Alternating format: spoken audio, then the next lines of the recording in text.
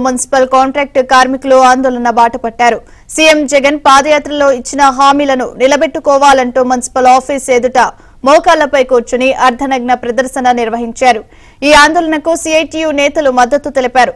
తక్షణమే ప్రభుత్వం సమస్యలు పరిష్కరించాలంటూ మున్సిపల్ కార్మికులు నినాదాలు చేశారు.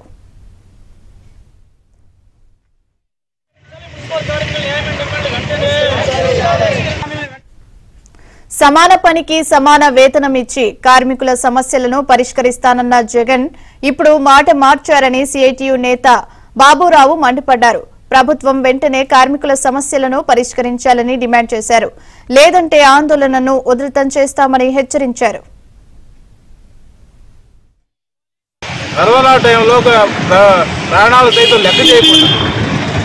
లెక్క చేయకుండా అందరూ ఇలాగ పరిమితమైన సందర్భంలో వాళ్ళు రోడ్లు చెమ్మి వీధులు శుభ్రం చేసేసి కరోనా అడ్డుకున్నప్పుడు వాళ్ళను కరోనా వారియర్స్ అన్నారు. వాళ్ళకి అవార్డులు ఇచ్చారు, సన్మానాలు చేశారు, పోతోడు సత్కరించారు, కాళ్ళు కడిగి నీళ్లు నెత్తికి చల్లుకున్నారు. ఎన్ని కోటుకొని చెప్పేసి సందర్భంగా ఈ కార్మికుల పక్షాన్ని చూపించే ప్రేమ, ఆ రోజు చూపించిన ప్రేమ కేవలం పూటకంగా కనపడుతుంది. అదే ప్రేమ వాస్తవం అయితే కార్మికులు న్యాయబద్ధంగా ఆ సర్వీస్ను గుర్తిస్తే ఖచ్చితంగా వాళ్ళు అడిగింది కొత్తగా గొత్తెమ్మ కోరిక అడగట్లేదు.